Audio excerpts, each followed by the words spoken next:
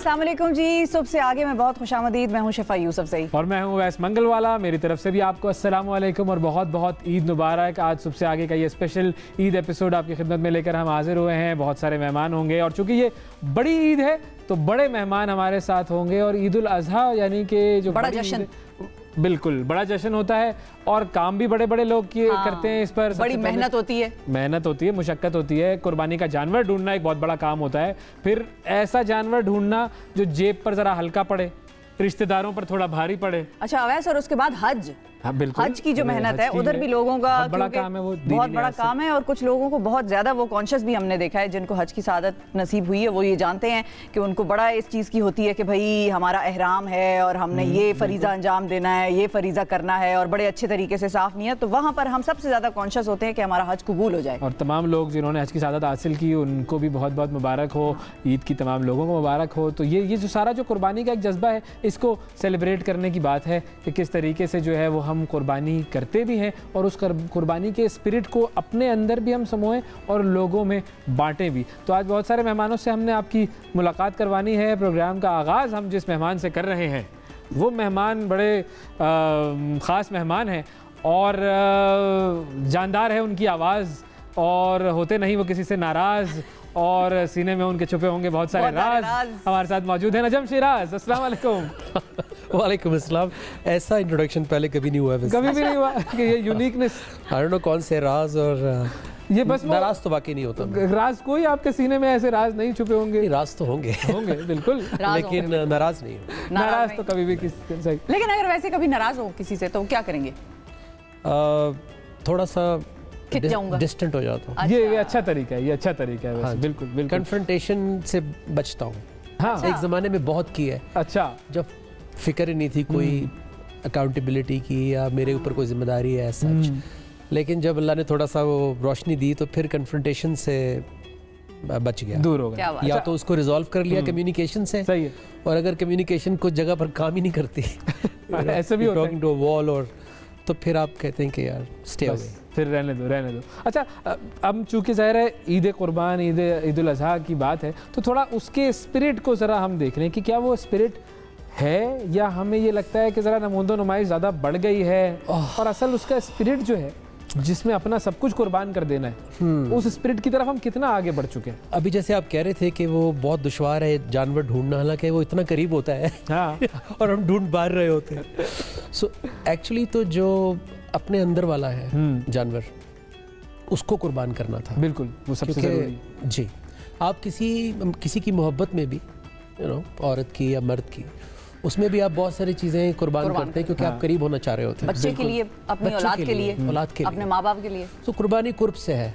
बिल्कुल। तो अल्लाह का कुर्ब के लिए मुझे अपने नफ्स की कुर्बानी देनी पड़ेगी। सबसे पहले नफ्स में वो चीज़ें जो मुझे उससे दूर करती हैं, ठीक है, रॉन्ग्स हैं, लालच है, खुदगर्जी है, बहुत तंग नजरी है, तासुब है और बड़ा कुछ है जिसकी वजह से माशरे में सोशली नाइंसाफ़ी हो जाती है। हाँ, वो जो 7 डेडली सिंस जिनको कहते हैं जी, वो भी बड़े मशहूर हैं। तो सबसे बड़ा तो अपना ही जाना ही। हाँ, तो वो कुर्बानी की एक्चुअल स्पिरिट यही है कि वो अपने बेटे को, क्योंकि उससे ज़्यादा कीमती चीज़, औलाद से ज़्यादा कीमती चीज़ क्या होती है, क्या होगी, तो उसको भी सेक्रीफाइस करने के लिए तैयार हो गए। हमने उस स्पिरिट को भुला दिया कि वो क्यों अल्लाह ने उसको स्विच किया, मुकालमा हुआ था और कैसे, तो वो स्पिरिट हम भूल गए।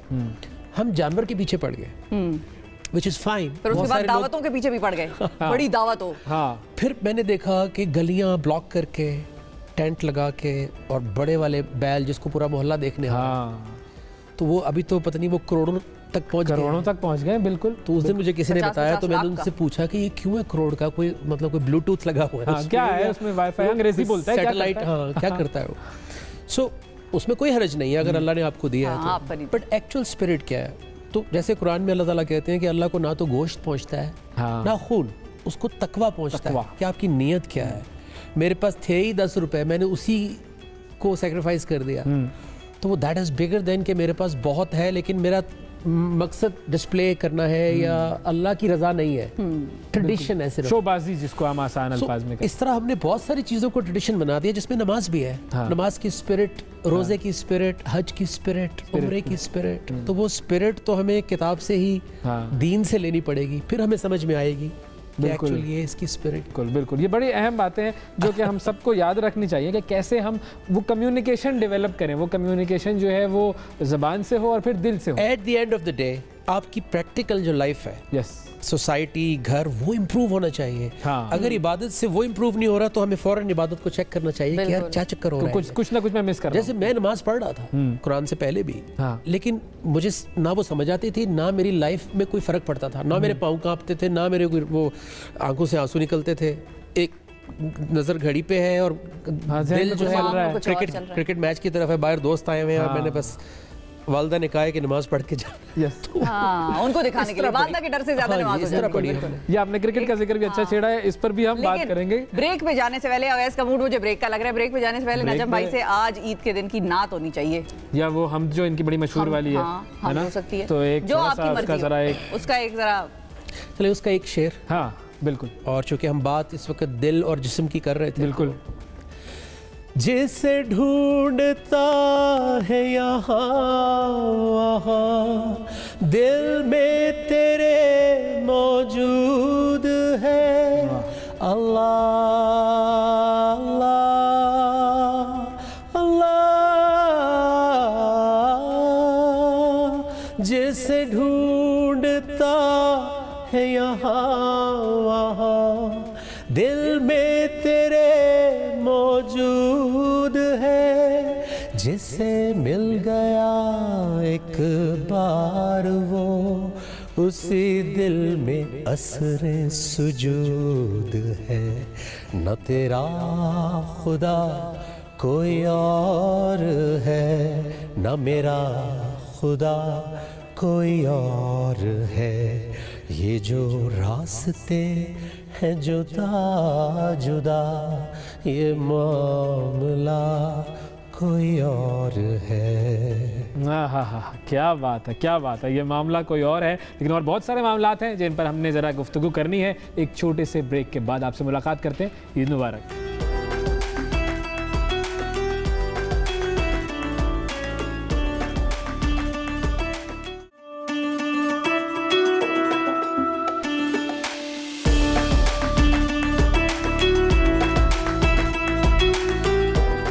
वेलकम बैक जी। तमाम देखने वालों को बहुत बहुत ईद उल अज़हा की खुशियाँ मुबारक, और उन तमाम लोगों को हज मुबारक जिन्होंने इस साल हज की सादत नसीब की। अब हमारे साथ प्रोग्राम में वो हमारे मुअज़्ज़ज़ मेहमान शामिल हुई हैं जिनकी के आवाज़ ऐसी है कि जब वो पहली मरतबा कानों में सुनी पाकिस्तान की आवाम ने, तो इन्होंने उस दिन से पाकिस्तान की आवाम के दिलों पर राज करना शुरू कर दिया। वाह वाह वाह, राज करवा दिया आपने। ये जो हमारी मेहमान हैं, ये आज लग रही हैं जन्नत की हूर, और इन्होंने इस प्रोग्राम में आना था ज़रूर। और हम इनसे पूछेंगे कि ऐसा क्या किया है कसूर। हमारे साथ मौजूद हैं शाज़िया मंजूर। अस्सलाम वालेकुम। वालेकुम सलाम। पहले ये बताएं, ईद मुबारक। मुबारक। आपके दिमाग में कौन सा चल रहा है फितूर? कैसे हैं? ठीक ठाक हैं आप? जी अल्लाह का शुक्र। नजम भाई आपको भी बहुत बहुत शुक्रिया। हमारी अरसे के बाद आपको देखा, बहुत अच्छा लगा। मुझे भी बहुत अच्छा लगा। आपकी ईद कैसी गुजरती है? आपकी ईद उल अज़हा की खास तौर पर क्या एक्टिविटी होती है? देखिए अल्हम्दुलिल्लाह अल्लाह का शुक्र अदा करते हैं। हम लोग तो ख़ास तौर पे जो काम कर रहे होते हैं, जो फील्ड में जो वर्किंग वुमन है, जहाँ जो मर्द हजरात काम करते हैं, हमारे लिए तो ये दिन जो होते हैं, to be very honest, rest के भी होते हैं, फरागत के भी होते हैं, और बच्चों के साथ, घर वालों के साथ। और जैसे कि बड़ी ईद है और सुन्नत इब्राहिमी है, तो उसको समझने की कोशिश करते हैं, समझाने की, कि अपने जो हमारे आने वाली नस्ल है, जो बच्चे हैं हमारे, उनको ये बताया जा सके कि आज का दिन सिर्फ खाने का नहीं है, अपने आप को कुछ चीज़ों से बचाने का भी है।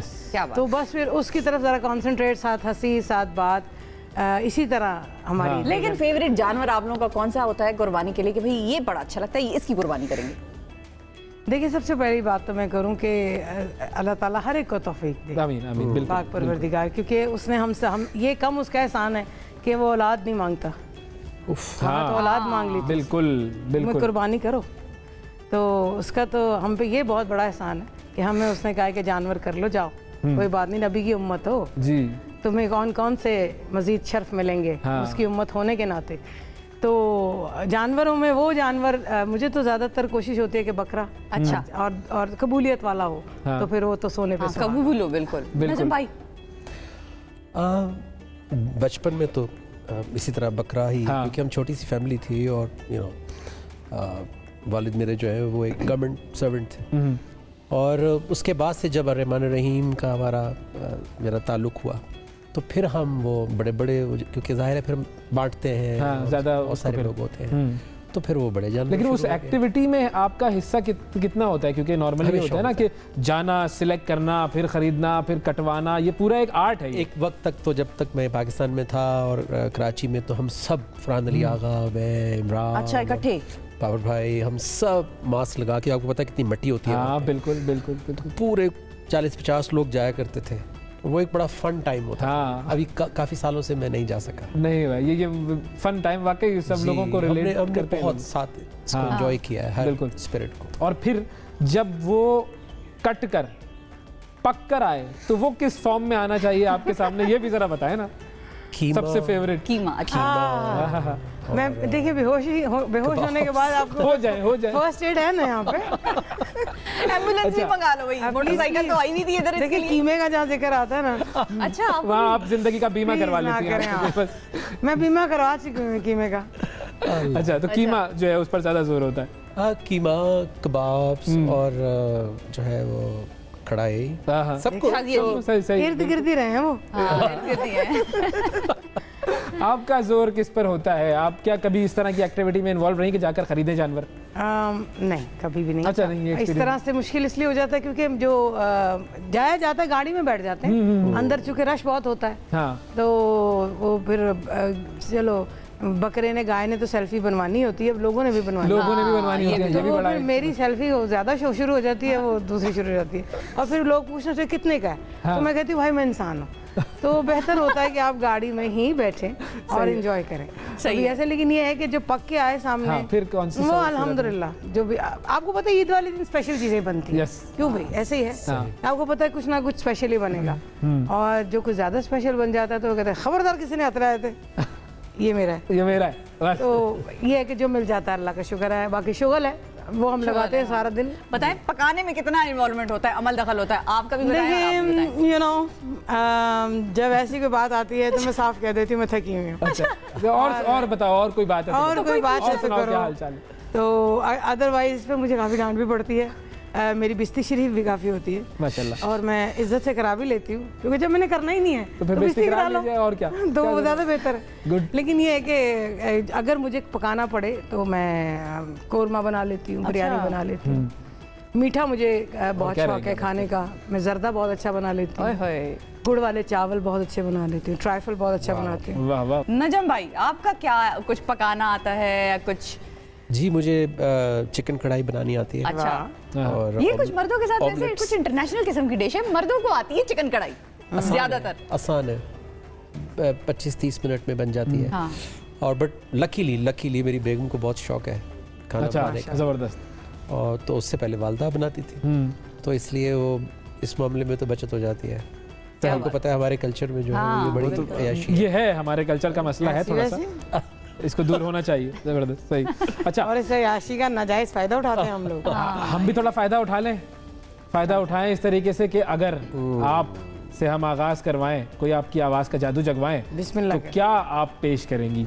चलें जी, आपके और आपके सुनने वालों के लिए सबको बहुत बहुत ईद मुबारक। बिल्कुल, बड़ी ईद है, और मेरा एक गाना है इसके ऊपर, वो आज आपको सुना। बड़ी ईद पर गाना है ईद। अच्छा, बिल्कुल, ओके, इजाजत है सर? प्लीज इजाजत है जी। हाँ जी बिल्कुल।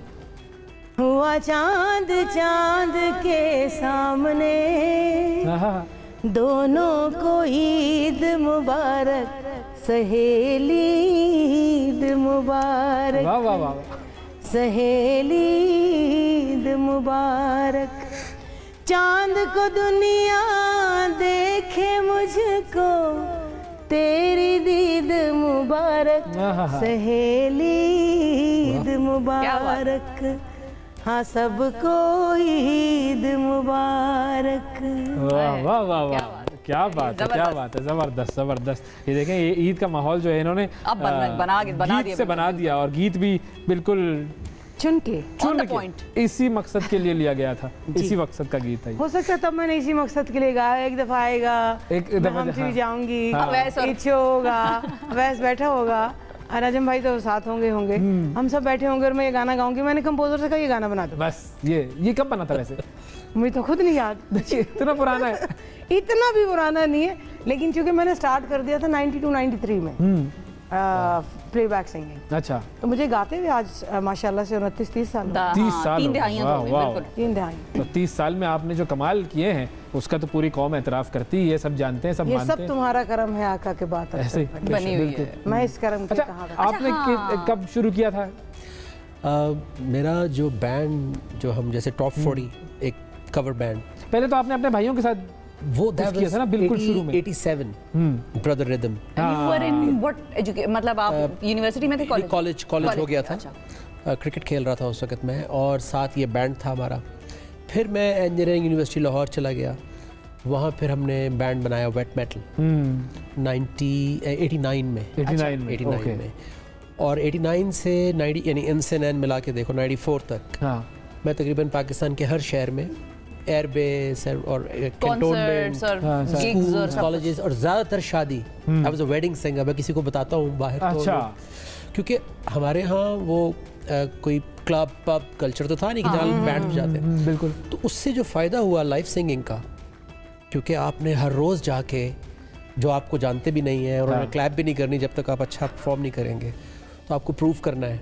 तो उससे बड़ा 4 साल ट्रेनिंग है, 1000 कॉन्सर्ट्स की होंगी, ट्रेनिंग है वो। तो वो लाइव गाने की जो प्रैक्टिस हुई है वहाँ पे, कभी अताउल्ला साहब के गाने गा रहे हैं, तो कभी ब्रायन एडम्स गा रहे हैं, तो कभी बॉन जोवी गा रहे हैं, तो कभी इंडियन गाने गा रहे हैं, अनटिल के अपने ओरिजिनल गाने शुरू किए 94 से। हाँ 94 से, बिल्कुल। और फिर उसके बाद से कब तक? 2012 तक मैंने कॉन्सर्ट्स, लास्ट मैंने ढाका में रौना लैला साहिबा के साथ लास्ट कॉन्सर्ट किया, और 2008 में मैंने लास्ट एल्बम किया था, and that was the end of my pop music entertainment. और फिर आप कलाम की तरफ आ गए? पाकिस्तानी एंथम्स, कलाम और स्पिरिचुअल सिंगिंग की तरफ आ गए। तो मतलब अगर वो जर्नी हम देखें तो टोटल उसमें भी तकरीबन 30 साल से ज़्यादा का अरसा। जी बिल्कुल, 30 साल से ज़्यादा का अरसा हो गया। 60 साल का इस वक्त तजर्बा हमारे साथ बैठा हुआ है। That's where you wanted to get, right? आवाज़ की दुनिया का 60 साल का तजर्बा। तो आपने बात की कि लाइव सिंगिंग का वो जो एक था माहौल उस वक्त बना हुआ, और वो आप भी गाती थी, आप भी गाते हैं।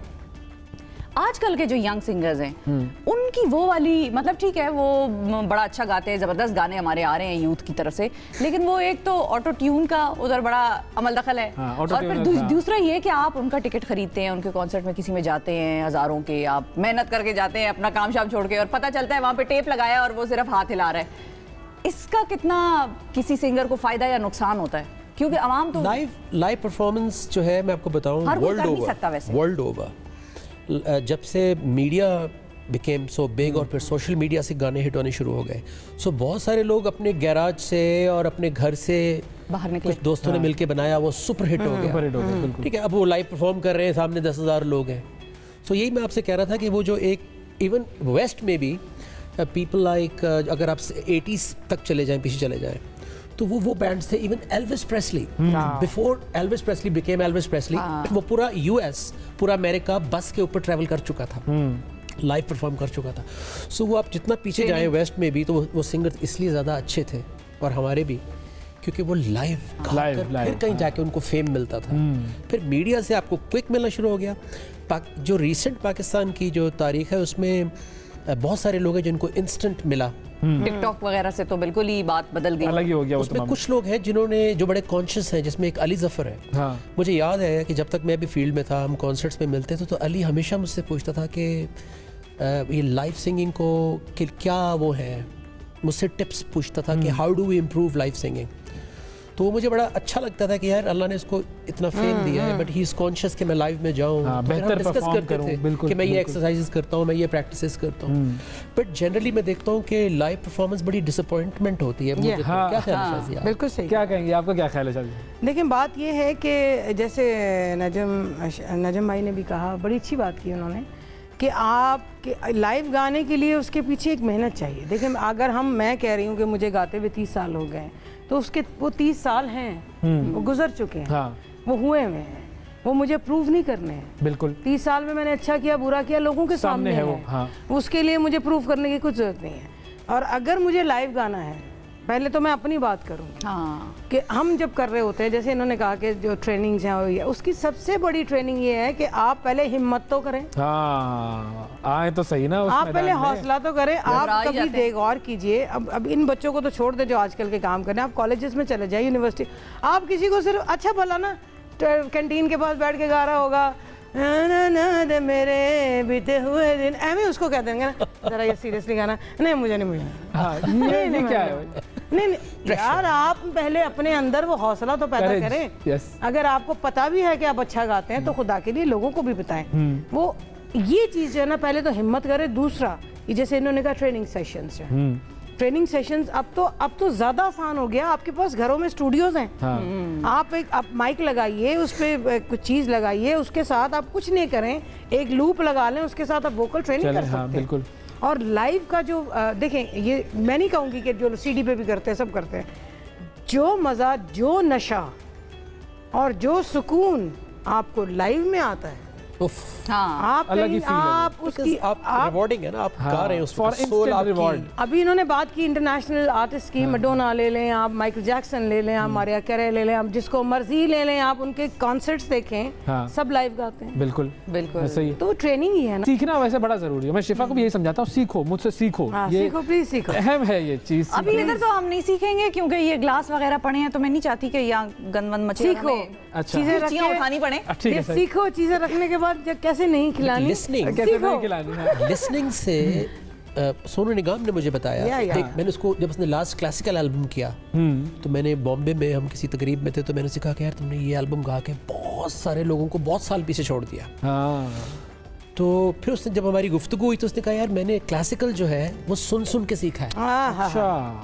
आता ही ऐसे सुनने में लगता है ना कि शायद उसने कोई बड़ी रियासत की होगी, बड़ा किसी उस्ताद की कई साल वो की होगी। उसने कहा मैंने सुन के उसको तोड़ तोड़ के मैंने सुनने से सीख, सुनना सबसे बड़ी विद्या है। हमें अपने बहुत बड़ी विद्या है। जब तक इनपुट नहीं लेंगे तो उसका आउटपुट नहीं आएगा। ब्रेक लेना है हमें, लेकिन मैं ब्रेक से पहले चाह रहा हूँ कि एक एक लाइन आप लोगों से मैं सुन लूँ। कोई जुनैद साहब का अगर कोई कलाम आप कोई अब उनका जिक्र आ गया, अगर उनका जिक्र आया तो हमें करना चाहिए ना।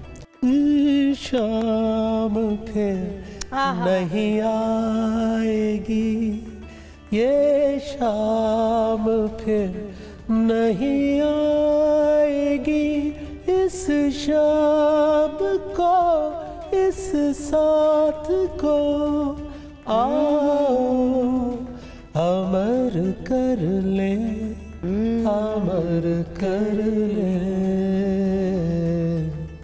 ये शाम फिर नहीं आएगी। वाह वाह वाह। और मैं चाहूंगा कोई एक आध कोई लाइन आपकी तरफ से भी आए।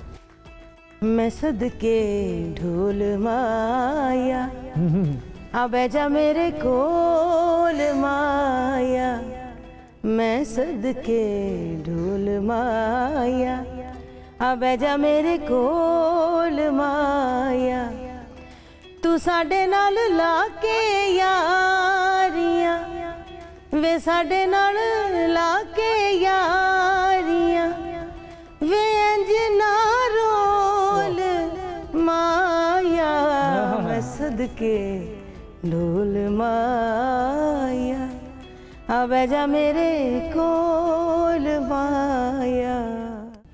दिल दिल से मिलते हैं तो प्यार का चेहरा बनता है, चेहरा बनता है, फूल एक लड़ी में पिरोए तो फिर सेहरा बनता है, सेहरा बनता है। ओ दिल दिल पाकिस्तान जा जा, पाकिस्तान दिल दिल पाकिस्तान जा जा, पाकिस्तान दिल दिल पाकिस्तान जा जा, पाकिस्तान दिल दिल पाकिस्तान जा जा, पाकिस्तान दिल दिल दिल दिल।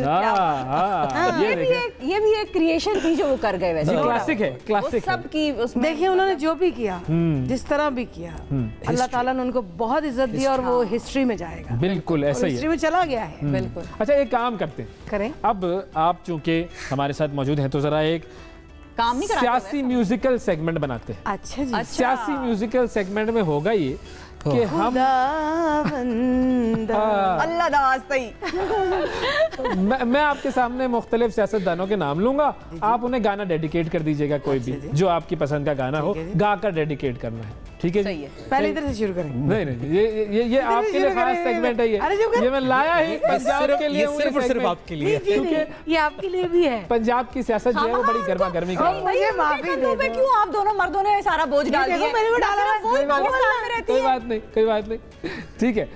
तो हम नाम लेना शुरू करते हैं। चले ऐसे कर लेंगे, ठीक है। हम नाम लेना शुरू करेंगे और आप लोगों ने डेडिकेट करना है गाना जो भी आपको पसंद किसी को भी, हाँ। ठीक है जी, गाकर। ओके, तो शुरू करते हैं। हमारे बड़े प्यारे महबूब सियासतदान और बड़े मशहूर सियासतदान, और जब भी वो टेलीविजन पर आते हैं तो टेलीविजन की रेटिंग जो है वो हो ऊपर चले जाती है। हाँ मैं समझ गई, पिंडी बॉय जी। शेख रशीद साहब, उनको कौन सा गाना डेडिकेट करेंगी आप?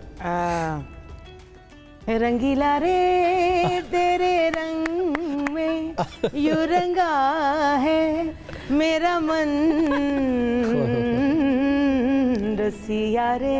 वाह वाह वाह, बस क्या बात है भाई, जबरदस्त। रंगीन तबीयत के उनकी पर्सनैलिटी पे ये जचता है वैसे। हाँ बिल्कुल गुड, सही है, वेरी गुड वेरी गुड। अच्छा, अगला नाम जो हम आपको मेरी तरफ ही मुंह रखा है। उनको ये आपको कोई बीट कर ही नहीं सकता इस फील्ड में। बात सही है। अच्छा जी, बात से मैं इत्तेफाक करता हूँ, लेकिन बैलेंस और बराबरी का जो तकाजा है वो ये है कि हम आपकी तरफ भी इसको लेके आए। शहबाज शरीफ साहब, वजीर आजम साहब हमारे जो हैं, हाँ मैं तो वैसे सईम बुज़दार की तरफ चले, चलो उनकी तरफ भी चले जाएंगे। शहबाज शरीफ साहब के लिए कौन सा गाना आप लोग डेडिकेट करेंगे?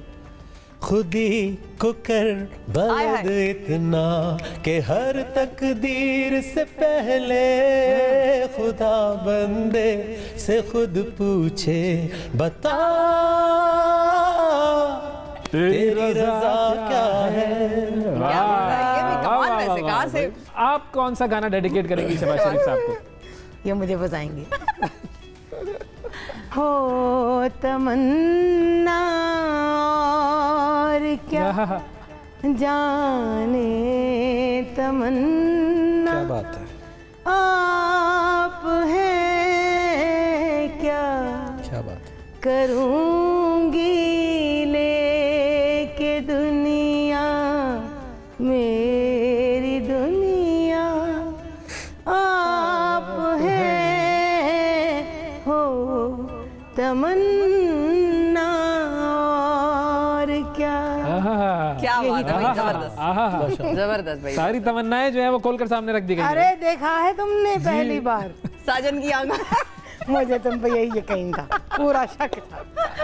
अच्छा जी, आप बताएं कौन सा? साईं बुज़दार। हाँ जी, बुज़दार साईं के ऊपर क्या आप डेडिकेट करेंगे? तू मिले कदी कदी सबब किए, तू मिले कदी कदी सबब किए, मैं तेरे बगैर रह नहीं सकती।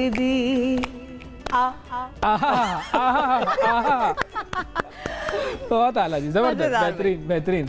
अच्छा, नवाज शरीफ साहब के लिए? तेरी आंखों ने लूटा है मुझको, जीत के मैं तो गई हाँ। वाह वाह, ओ बेवफा तू ही बता कैसे भुला दूं तेरा प्यार। क्या बात है, जबरदस्त। नजम भाई खान साहब, इमरान खान साहब। खान साहब के लिए तो बहुत सारे हैं। अल्लाह का पैगाम है तुम ना झुकना कभी किसी के आगे, होगी बस गुलामी रब की दुनिया को ये तू बतला दे। तूने ये एहसान किया, एहसास जगा दिया, एक कौम बना दिया, ईमान जगा दिया। तेरा पाकिस्तान है ये मेरा पाकिस्तान है, तेरा पाकिस्तान है ये मेरा पाकिस्तान है। इस पे दिल कुर्बान, इस पे जान भी कुर्बान, हो इस पे दिल कुर्बान, इस पे जान भी कुर्बान। क्या बात है, जबरदस्त। अफगान साहब के लिए कौन सा फड़कता हुआ गाना? शरारती बोलो साहब। शरारती गाना। शरारती सा गाना है, दोनों हजरात जो है दोनों साइड के इसको मजाक में लें, क्योंकि इसमें एक लाइन आनी है वो मैंने उसको आपने एंजॉय करना है। हो जाए ओके। दूरो दूरो अखियां मारे मुंडा पटवारी दा, हो दूरो दूरो अखियां मारे मुंडा पटवारी दा, नार पटोले वर्गी लोको था मर गई जे नूरो को वे, दूरो दूरो कर दा इशारे मुंडा पटवारी दा। क्या बात है। हाँ खान साहब के लिए और मैसेज किसी और के लिए। ओके ओके, कहीं पे निकाले, कहीं पे निशाना कर दिया आपने। अच्छा जी, एक और रह गए बड़ी अहम शख्सियत, बिलावल। बिलावल साहब या जरदारी साहब दोनों ही रह गए हैं, वैसे अहम पार्टी है, उसको भी शमूलियत। अल्ले अल्ले मुंजा मारवाड़ा गाय जी, अल्ले मुंजा मारवाड़ा मुंजा जोगियारा मारुड़ा मिठड़ा मुंजा, अल्ले अल्ले। क्या बात है, जबरदस्त, क्या बात है, वाकई मजा आया। देखें, ये देखें, ये सियासी गानों में हमने सियासी म्यूजिकल सेगमेंट हमने बनाया, बहुत सारे मैसेजेस इसके अंदर से लोग ले सकते हैं अपने अपने तरीके से। हम ईद के हवाले से एंजॉय कर रहे थे। हाँ, और उसमें कोई ऑफेंस की बात नहीं है, सब हमारे अपने यहीं के हैं। कोई नाराज हो तो ईद पर कोई थोड़ा ज्यादा खाना खा ले, कोई नाराज हो तो हमें ज्यादा गोश्त भेज दे, ज्यादा गोश्त भेज दे, कोई ऐसी बात नहीं है। अच्छा, एक और मेरे जहन में चीज आ रही थी, जहन में चीज आना शुरू। आपके जहन में काफी चीजें आ रही हैं और मुझे देख के तो बहुत आ रही है। धूप ज्यादा लगती है ना, तो ज्यादा चीजें आती हैं। जी जी। अच्छा, अभी जैसे रजब भाई ने बात की ना कि वो आपकी आवाज जो है उसका एक खास स्केल होता है। भाई आप कह रहे हैं कि भाई ऊंची हो रही है तो बहुत ज्यादा जो है वो पतली हो जाती है, या नीचे हो तो नजर बिल्कुल गायब हो जाती है। बिल्कुल आपकी आवाज जो है उसके अंदर जो है वो बड़ी एक रेंज है। तो अगर कोई ऐसा कोई म्यूजिकल पीस हो जाए कि जिसमें आप मैक्सिमम हद तक ऊपर भी जा सकें, कोई नीचे भी आ सकें, कोई हमारे लिए ये एजाज हो जाएगा एक कि देखें कितना जबरदस्त लाइव परफॉर्मेंस। शरारती हरकतें कर रहा है ना, जो है वो प्यार प्यार से। उधर कमरा है ना, दरवाजा है, वहां से निकले। मैं एक गाना मेरा बहुत फेवरेट है, अब आपने वो बात की तो मैं उस हवाले से आपको डेडिकेट कर देती हूँ। वो गाना आपकी पूरी टीम को डेडिकेट करते हैं, मैडम नूर जहां जी का गाना।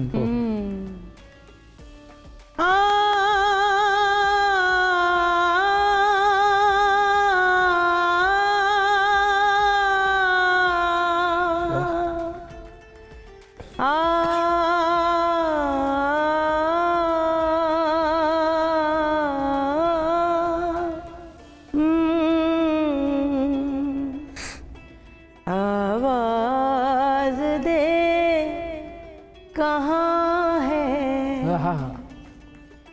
दुनिया मेरी जवां है, चलने को अब फलक पे तारों का कारवां है, बेदर्द आसमां है, ऐसे में तू कहाँ है। क्या बात। आवाज दे कहाँ है,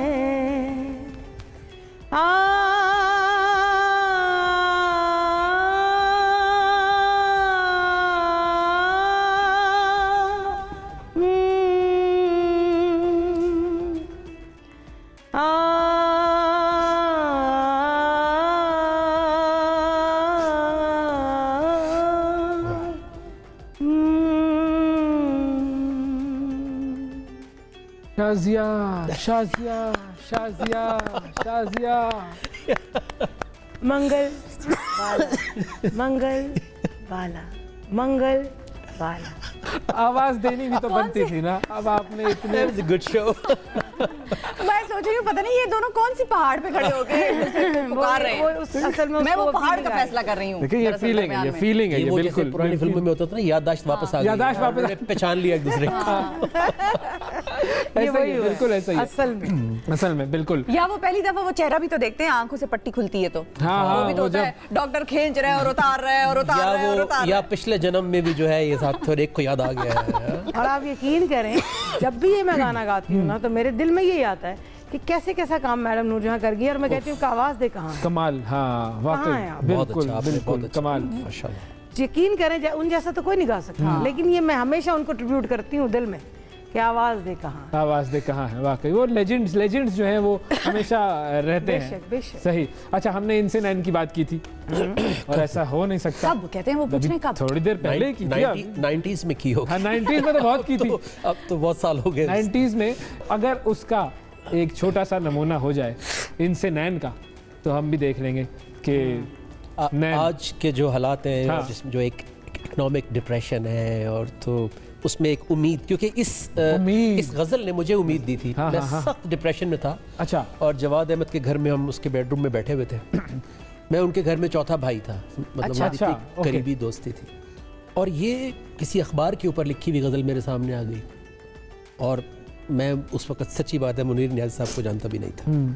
ये उनकी गज़ल है, और ये मुझे उसी रात को डिप्रेशन से बाहर ले आई, और फिर काफ़ी अर्से बाद हमने इसको रिकॉर्ड किया।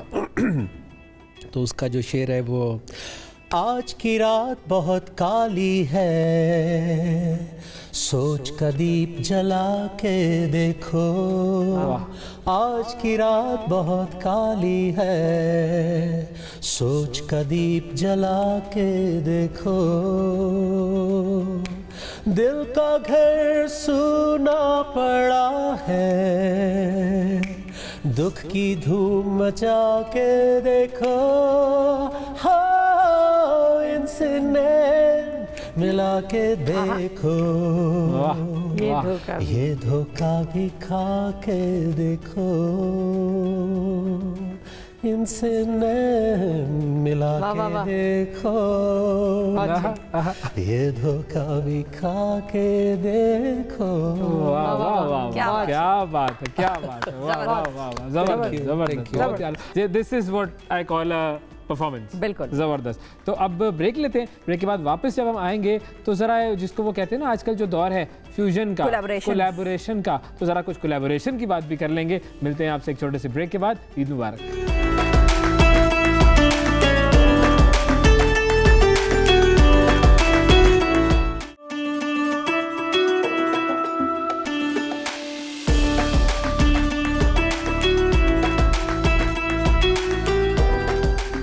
Welcome back. एक मरतबा फिर आपको हम ईद मुबारक कहते हैं। हमारे मौजूद मेहमान हमारे साथ मौजूद हैं, नजम साहब भी हैं, शाजिया साहिबा भी हैं, और इन दोनों के साथ कुछ कोलैबोरेटिव काम हमने करना है। तो ज़रा कोलैबोरेशन की तरफ चलते हैं। कोई कोलैबोरेटिव चीज़, कोई ऐसी चीज़ जो आप दोनों मिलकर अगर हमें सुना सकें में, अपनी अपनी, और हमारे प्रोग्राम की शान बढ़ा सकें। आप कहें और हम ना गाएं, ऐसे तो हालात नहीं है। वाह वाह वाह। शुरू करें जी।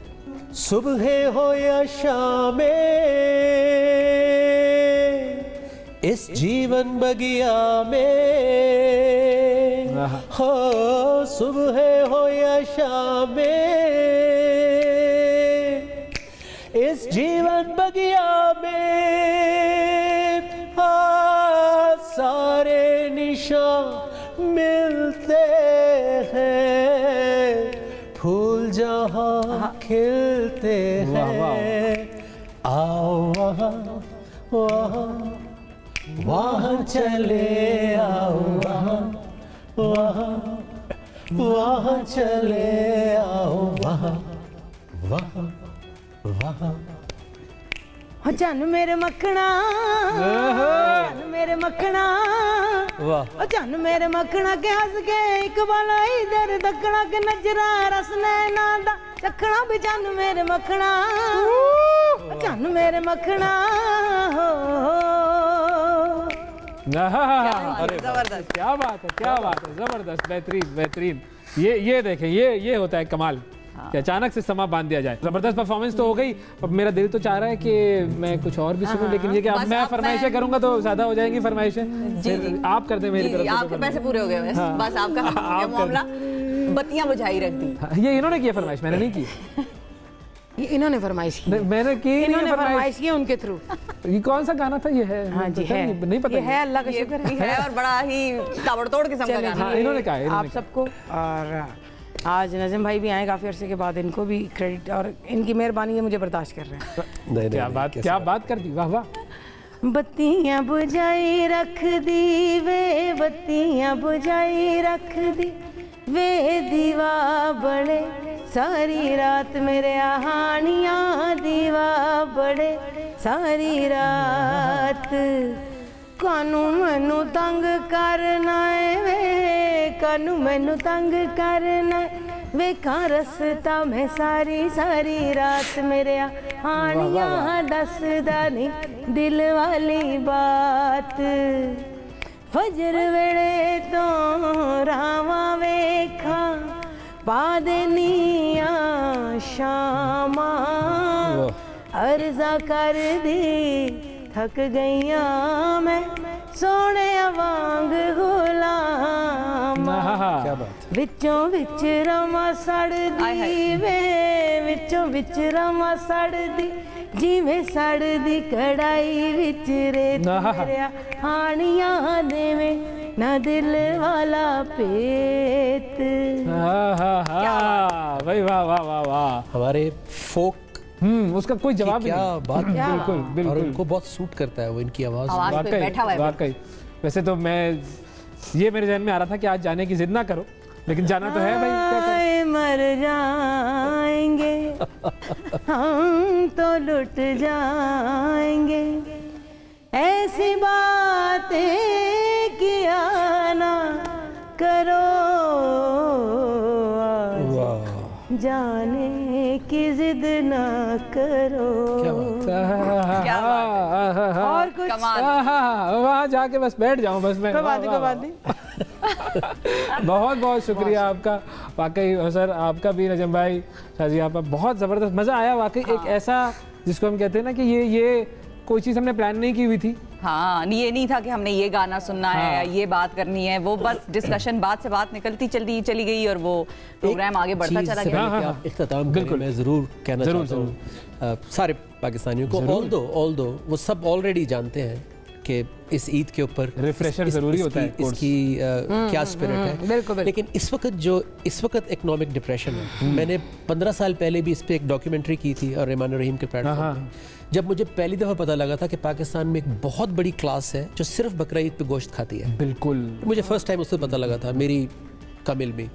लेकिन इस वक्त जो डिप्रेशन आया हुआ है इकोनॉमिक, उसमें थोड़ा और जेनरसली गोश्त को बांटें बजाय कि हम उसको स्टोर करें, क्योंकि जो कुर्बानी कर रहे हैं वो तो बाद में भी खा सकते हैं, वो सारा साल ही खाते हैं। बहुत सारे लोग हैं जिनको फर्स्ट टाइम जो है वो सालों में गोश्त मिलेगा। बहुत शुक्रिया अदा करेंगे आपका, आप दोनों ने वक्त दिया और हमारे प्रोग्राम की और हमारी इज्जत जो है वो बढ़ती है जब आप लोग जैसे। नहीं, आपका बहुत शुक्रिया, आप लोग बुलाते हैं, प्यार करते हैं, हमेशा अच्छा लगता है आप लोगों से मिलना, बातें करना। Thank you, thank you very much. वो गाना याद